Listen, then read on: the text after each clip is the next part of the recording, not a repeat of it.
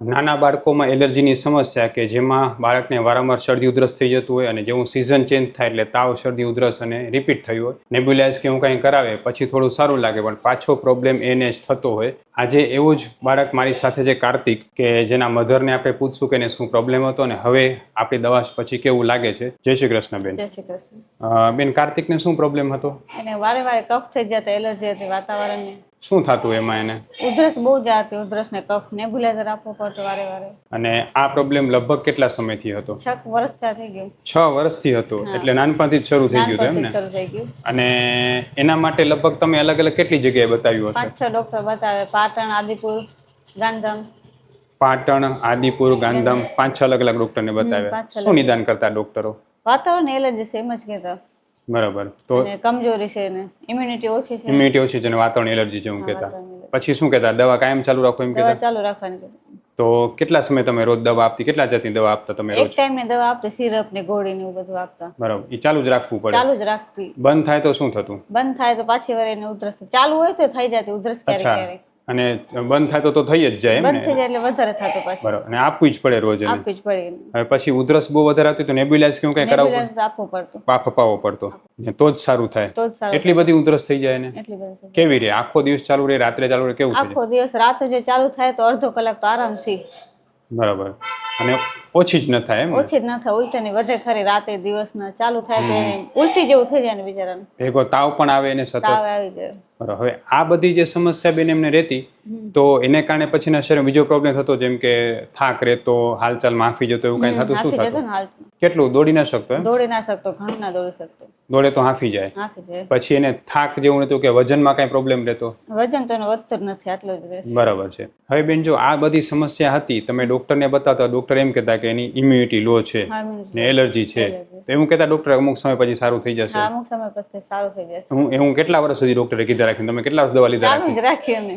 એમને લગભગ 6 વર્ષથી તમને એ જ કીધું કે સારું થઈ જશે? સારું થઈ જશે. પણ કોઈ દી એવું થયું નહીં? એવું થયું નહીં. પછી બેન, તમને આપણી હોસ્પિટલની જાણ કઈ રીતે થઈ? ઇન્સ્ટાગ્રામમાં વિડીયો જોયા તમારા, તો વિડીયોથી તો અમે આવ્યા અહીં. પછી આપણે બાળકને રેગ્યુલર ટ્રીટમેન્ટ આપી. હજી 3 મહિના શરૂ થયા, બરોબર? આપણે પંચકર્મ સારવાર કરાવી, નશ્ય કરાવ્યું, રેગ્યુલર દવા આપી.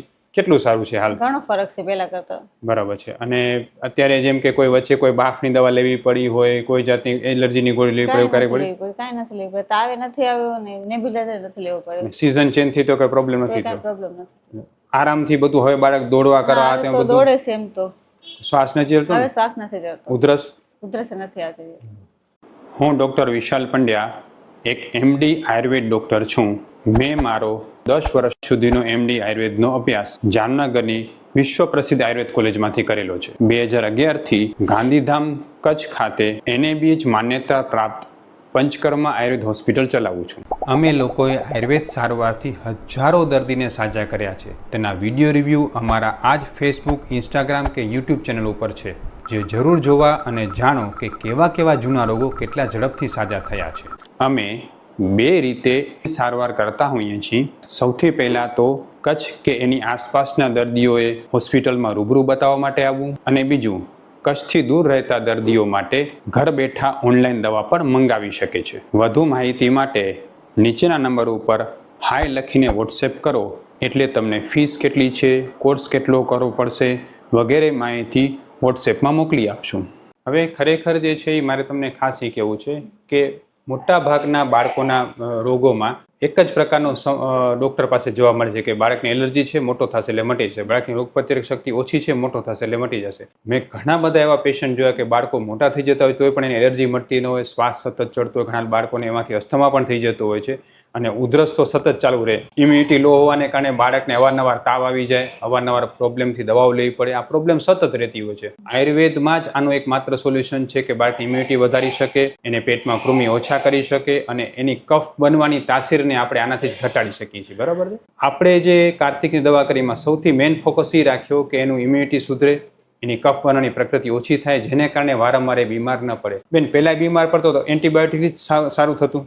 હા, એન્ટીબાયોટિક સારું થતું. બરાબર. આપણી દવા લીધા પછી ક્યારે એવી બીમારી થઈ છે? ના, પછી તાવ નથી આવી. અને ક્યારે એવી રીતની ઉધરસ આવી કે ડાયરેક્ટ કોઈ બાફ આપવો પડે કે એન્ટીબાયોટિક આપવી પડે? ક્યારે? નથી કાંઈ થયું. તમારા હિસાબે બેન, તમે એક માતા તરીકે શું કહેશો લોકોને, કારણ કે તમારા બાળક એટલો બધો હેરાન તો તમે ઘણું બધું જોયું હશે, બાળક ઘણો હેરાન થતો હતો. બહુ હેરાન થતો. જો કોઈને એવું લાગતું હોય ને તો અહીંયા કને જ આવે. બરાબર છે. જે બાળકને હેરાન હા, એ થતી થઈ, તકલીફ થતી હોય ઉધરસ ની તો અહીંયા કને જ આવે સાહેબ પાસે. બહુ બરાબર. સારો ઈલાજ કરે છે. હવે મને એ કહો કે અત્યારે કાર્તિક જે છે એ બધું રૂટીનમાં બધું વ્યવસ્થિત કરી શકે આરામથી, કોઈ પ્રોબ્લેમ ખરો? ના, હવે કાંઈ નથી કરવું. અને આપણે કાર્તિકને પૂછવું હોય, બરોબર ને? કાર્તિક, હવે તને કેવું લાગે છે? સારું. હા, હવે ઉધરસ આવે છે કે વખત? પેલા કેવી ઉધરસ આવતી? બહુ બહુ ઉધરસ આવતી. શું થતું એમાં? ઉલટી જેવું. હા, બીજું? ઉલટી થતી પછી ક્યારે કફ નીકળતો, ક્યારે તાવ આવી જતો? બરાબર છે. પછી ડોક્ટર પાસે ઇન્જેક્શન કે એવું કાંઈ મરાવવું પડતું હતું ક્યારે? એમ? પછી ઓલું નેબ્યુલાઇઝનું મશીન રાખવું પડતું? રોજની ગોળીઓ અને સિરપ બધું લેવું પડતું? હા. બરાબર. પછી આપણી દવા શરૂ કર્યા પછી કાંઈ પ્રોબ્લેમ થયો ક્યારે? નહીં. કેવું લાગે છે હવે? સારું. સારું લાગે છે? ખરેખર જેમ કાર્તિકની સમસ્યા છે એવી ઘણા બધા બાળકોની સમસ્યા છે, અને આપણે બાળકોને આડઅસર કરતી દવાઓથી બચાવવા હોય તો એકમાત્ર ઉપાય છે કે આયુર્વેદ સારવાર કરાવવી જોઈએ. આયુર્વેદમાં ઘણા બધા લોકો એવું માનતા કે આયુર્વેદ સારવારથી બાળકોને ધીમે ધીમે સારું થશે, પછી તકલીફ વધશે તો અમે શું કરશું? બેન, એવું તમને ક્યારે થયું કે બાળકને કાંઈ તકલીફ અચાનક વધી ગયું, આયુર્વેદથી કંટ્રોલમાં ના આવી, એવું ક્યારે થયું છે? ના, એવું તો નથી થયું. અને દરેક વખતે સતત તકલીફ ઓછી જ થતી જતી, ઓછી બરાબર? થતી. બેન, કાર્તિકનો આ વિડીયો છે ને ઘણા બધા મા બાપ માટે પ્રેરણારૂપ થશે, અને ઘણા બધા બાળકોને આપણે આડઅસર કરતી દવાઓથી બચાવી શકશું. તો આ વિડીયોને યુટ્યુબ, ફેસબુક, ઇન્સ્ટાગ્રામ મૂકી શકીએ. ખૂબ ખૂબ ધન્યવાદ બેન. જય શ્રી કૃષ્ણ. જય શ્રી કૃષ્ણ કાર્તિક. શ્રી કૃષ્ણ.